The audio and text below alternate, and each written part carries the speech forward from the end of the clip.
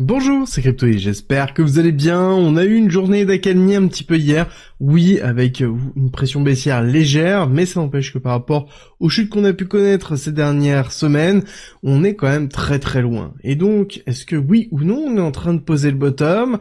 Qu'est-ce qui se passe sur la sphère trumpienne? Est-ce que oui ou non, on commence à avoir une accalmie ou est-ce que, au contrario, on réaccélère?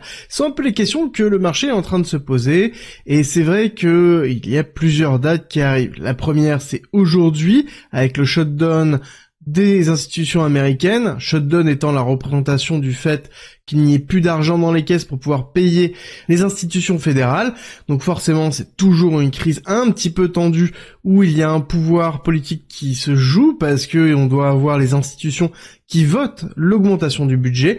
Donc c'est à voir, c'est aujourd'hui, demain ou après-demain, bref, a priori on devrait pas être loin.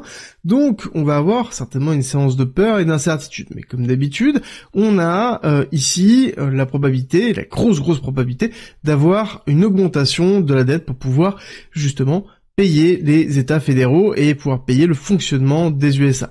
Mais ça empêche que ça va rajouter des tensions sur un marché qui est déjà en tension. Et vous allez voir qu'il y a quand même des bonnes nouvelles en crypto, mais ce qui va dominer le plus, ça va être toujours la macroéconomie. Et c'est pour ça d'ailleurs que j'ai un sujet qui sort dimanche sur la nouvelle chaîne, qui va être vraiment concentré sur les implications de Donald Trump sur le long terme.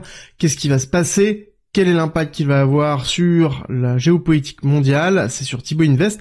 Vous avez été déjà 687 à vous abonner alors qu'il n'y a pas encore de vidéo. Merci à tous et toutes. Et n'hésitez pas à cliquer sur le lien en commentaire en description pour vous inscrire et actionner la petite belle si jamais vous n'avez pas encore fait pour être alerté de la sortie de la vidéo dimanche. En attendant, on a des bonnes nouvelles, comme je vous disais, sur la crypto. Alors là-dessus, ça va pas être toutes les cryptos. On va parler de la crypto en général, notamment d'Ethereum, parce que c'est Ethereum qui possède la gestion. En tout cas, c'est sur Ethereum que BUIDL est construit, qui est la crypto, qui est la tokenisation des fonds du trésor américain, qui vient de dépasser les 1 milliard de dollars utilisés. À savoir qu'on a un des revendeurs qui s'appelle Ondo, qui aussi revend cette BUIDL à travers un fonds spécialisé, mais ce fonds-là n'est accessible que sur les institutionnels ou les investisseurs spécialisés.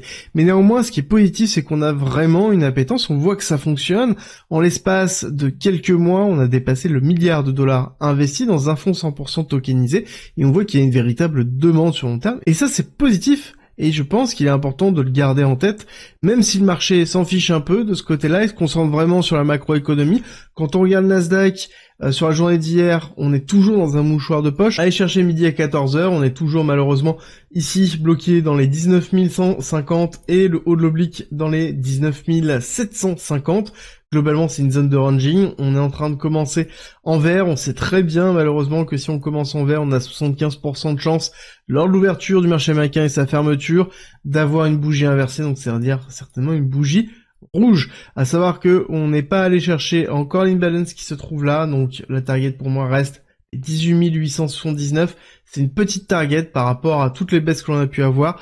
On prend en considération surtout qu'on est vendredi. Vendredi, c'est une journée qui est toujours très complexe sur les marchés. J'arrête pas de vous le répéter si vous suivez bien la quotidienne. Le vendredi, c'est là où on a les mouvements de volatilité pour aller liquider un maximum de personnes.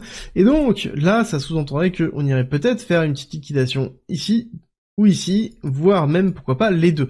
Ça s'appelle une porte de saloon, et c'est ce qui fait généralement beaucoup de mal, d'avoir des allers-retours pour aller liquider en haut et en bas, que ce soit en bas d'abord et en haut ensuite. Bref, ça importe assez peu. C'est le fait d'avoir des mouvements très puissant et ensuite se stabiliser au milieu. C'est quelque chose qu'on a l'habitude de voir dans des moments de haute volatilité. Haute volatilité qui est plutôt normale parce que je vous disais qu'on était dans une notion de shutdown et c'est aujourd'hui qui est à peu près donné. Donc ça veut dire qu'il va y avoir des tensions aujourd'hui au niveau des USA sur le gouvernement américain. Est-ce que oui ou non on va relever la dette pour pouvoir payer les institutions fédérales ? Je pense que oui, mais dans tous les cas, il est possible qu'on fasse traîner un petit peu, peut-être même le week-end, parce que justement, il y a une négociation qui est en cours. On va pas se cacher que la politique de Trump fait mal, et ce qui reste vraiment en tête de tout le monde, c'est les tarifs, les taxes douanières, qui sont en tension, et c'est juste, je vais scroller pour vous montrer qu'on parle de l'Union Européenne, des UK, on parle du Canada, du Mexique, de la Chine, de l'Inde, du Brésil et de la Corée du Sud. D'accord? Ce n'est pas rien, et ça se renforce systématiquement. Il l'a dit aussi, et bien expliqué qu'à partir du 1er avril, il imposerait bien les taxes douanières. Donc ça met la pression au marché américain, et surtout au Nasdaq, et donc malheureusement, nous aussi. Pourquoi je fais beaucoup plus de macro en ce moment? Parce que c'est la macro qui nous drive, et je pense qu'il faut pas se voiler la face. Et on va dire qu'avec la politique de Trump, on n'a peur de rien, parce qu'on parle toujours et encore du fait que le Canada serait le 51e État, et il n'arrête pas d'en parler. Pareil, il est revenu sur l'Alaska, il est revenu sur le Groenland, et notamment le Groenland, il a dit que ça devrait se faire rapidement, d'accord? Donc on est quand même dans quelque chose de très rapide sur l'ensemble des sujets qu'il avait lancés dès son investiture, et on voit que ça avance vite, peut-être même trop vite pour le marché. C'est ce qu'il est en train de pricer, parce que même le prix à la production qui est passé à 0% sur un attendu à 3, donc ça veut dire qu'on n'a pas trop d'inflation, même ça n'a rien donné sur le Nasdaq, le S&P 500. Et on se concentre vraiment sur les taxes douanières, et le marché est en train d'essayer d'absorber ça. Et nous, au niveau des cryptos et au niveau de Bitcoin, majoritairement, on est en train aussi d'absorber ça. On est aussi dans un mouchoir de poche, ici, avec toujours le petit gap CME qui est au-dessus des 84 620, et on tient en fait des zones comme les 80 000, on va les retester, mais on ne les casse pas. Est-ce que c'est bon signe? Pas forcément, ça veut juste dire qu'on est dans une forme de consolidation, et qu'à un moment donné, on ira certainement liquider en haut et en bas pour pouvoir faire mal aux investisseurs. C'est un peu ce que l'on voit aussi ici sur les clusters de liquidation. On voit que le mouvement baissier que l'on a eu, on a liquidé un tout petit peu, mais surtout on a renforcé beaucoup les liquidations qui étaient en dessous. Pareil dans les 85 000, plus on va rester dans cette zone de compression, cette zone de mini-ranging, plus on va avoir la liquidité qui va se créer au-dessus et en dessous, et donc plus le mouvement sortant sera puissant, qu'il soit à la hausse ou à la baisse, ou même pourquoi pas dans les deux, parce que c'est un peu la représentation d'une chasse à liquidité suite ici à des mouvements baissiers très puissants. C'est-à-dire qu'on accumule beaucoup de liquidité dans cette zone-là, de la liquidité ici, et on pourrait très bien faire une accélération haussière ici pour liquider un maximum, puis ensuite avoir un mouvement contraire pour aller chercher la liquidité qui se trouve là. Alors le but c'est pas toujours d'aller chercher la liquidité qui est plus ou moins basse, d'accord? Le principe est de se dire où est-ce que il y a un mouvement qui est le plus efficient, c'est toujours le principe du marché. Le marché veut être le plus efficient possible. C'est la thèse qui est derrière toute l'économie qui se structure sur les marchés de libre-échange, et ici, où se trouve le moins de friction? Le moins de friction se trouve à aller chercher ces parties-là basses, parce qu'on a un marché traditionnel qui malheureusement nous emporte à la baisse. Ça, on doit le garder en tête, et c'est justement la représentation que j'en ai ici. On est allé chercher ici le niveau de liquidité que j'aurais aimé qu'on tienne, on a reclaim, oui, mais est-ce que c'est suffisant? Pas forcément, d'accord? Pour moi, je pense qu'on va aller refaire un petit test là, et soit on va chercher le gap CME avec les liquidités qui se trouve ici pour faire une continuité baissière, soit, idéalement, on irait chercher ici la liquidité qui se trouve là, avec une réaction haussière forte, avec peut-être des bonnes nouvelles aux USA qui redonneraient une respiration au niveau du marché crypto. Malheureusement, on est quand même très dit. Là-dessus, on va dézoomer un petit peu pour voir en weekly sur le total index. Moi, ce qui va m'intéresser, ça va être la clôture, d'accord? La clôture weekly. Idéalement, cette clôture aura lieu dimanche, donc il va falloir comparer les deux. C'est-à-dire la clôture weekly du CME qui se trouve ici, qui lui va clôturer aujourd'hui. Pour l'instant, on voit que la clôture est plutôt ok. J'aimerais bien qu'on clôture limite même en vert de ce côté-là pour vraiment avoir une bougie d'inversion. Donc avec une réaccélération sur potentiellement vendredi. Et ici, avoir la même chose sur le total index avec une réabsorption de cette bougie-là. Ce serait le meilleur scénario qu'on pourrait avoir sur le weekly pour pouvoir repartir à la hausse sur la fin mars. Là, malheureusement, ce n'est pas forcément le cas. On attend vraiment, malheureusement, l'incertitude de la macroéconomie et de la partie taxe douanière, et donc il va falloir être, encore une fois, très patient et être résilient. Et c'est quelque chose aussi que l'on voit au niveau de la dominance. La dominance reste toujours dans les alentours de 61-62%. On est toujours bloqué dans les deux.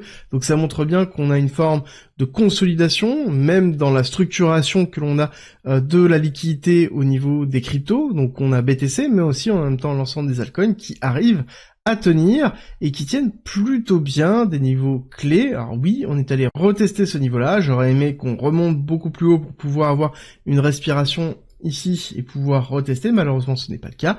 Peut-être que, en fonction de l'évolution du cours d'aujourd'hui, on aura la probabilité, si on reste toujours bloqué là, dans cette zone-là, la probabilité la plus importante sera de faire une continuité baissière et d'aller retester ce lot-là et d'aller chercher peut-être la liquidité. Le point important à noter, c'est que on a quand même une diminution un petit peu des sorties que l'on a au niveau des institutionnels sur les ETF spot BTC, mais aussi sur Ether. Sur Ether, on voit que les montants diminuent, même s'ils sont constants, ils diminuent petit à petit, et c'est quelque chose que l'on avait déjà vu. Alors là, ça se voit un petit peu mieux que ça diminue petit à petit, notamment depuis le 5-6 mars. On voit bien qu'on a une tension qui diminue petit à petit, donc on a une forme de hedging qui s'est fait, et ça se voit aussi sur le marché traditionnel, hein. C'est-à-dire que les acteurs institutionnels ont retiré leur partie à risque, et ça se voit sur les ETF, ça se voit sur les actions, et c'est quelque chose qu'on avait déjà vu un petit peu sur Mars, hein. On voit bien qu'on avait eu une accalmie en 2024, suite au top qu'on avait fait, une baisse qui avait été effective, et ensuite une stabilisation avec une petite stabilisation mais baissière, donc c'est-à-dire des petites sorties qui diminuent. Donc là c'est le même principe, hein. On a bien la baisse qui est en train de se faire, et je pense qu'on aura la stabilisation avec une diminution des baisses institutionnelles, donc ça veut dire moins de pression vendeuse au niveau de BTC, et donc moins d'implication à suivre justement la pression vendeuse du Nasdaq. Et ça c'est positif sur le long terme, ça veut dire qu'on est en train de se diriger sur des zones clés. Par contre, est-ce qu'on est encore sur un bottom? Pour moi, je ne pense pas. Et si vous voulez en savoir plus, n'oubliez pas que vous avez en commentaire en description la possibilité de me rejoindre dans ma communauté privée gratuite. Vous allez avoir de la formation, de l'information, des lives et les replays des différentes masterclass que j'ai déjà effectuées. Pour me rejoindre, ça en commentaire et en description. Et pour conclure cette vidéo, je pense vraiment qu'on va avoir une clôture qui va être très importante. Là, on a eu vraiment une grosse phase de liquidation, on est allé chuter, on a eu une très grosse peur aussi au niveau du Nasdaq, on a les cours qui sont en train de repricer ce qui est en train de se passer sur la macroéconomie. Je pense que au niveau du Nasdaq, on peut aller chercher un petit peu plus bas, mais pas non plus beaucoup plus bas, et ça sous-entend aussi qu'on n'est pas loin du bottom. Maintenant, la grande question qu'il va falloir se poser, et je pense qu'on n'aura pas la réponse tout de suite, ça va être, est-ce que BTC et les crypto-monnaies vont repartir en même temps que le Nasdaq? On l'a déjà vu historiquement, ça se fait comme ça ne se fait pas. On a à peu près une chance sur deux, et il va falloir surveiller justement comment les actifs des institutionnels vont être déversés. Est-ce qu'ils vont être dans les actions et en même temps dans les crypto-monnaies? Est-ce que ça va être que dans les actions? Est-ce qu'on va avoir un engouement qui va reprendre tout aussi fort que le Nasdaq? Ça va être peut-être vraiment le signe d'une reprise, et il va falloir, encore une fois, être patient, et c'est le nerf de la guerre. En tout cas, la patience, c'est la gestion de ses propres émotions. Et j'espère que cette vidéo vous a plu, et on se retrouve très vite.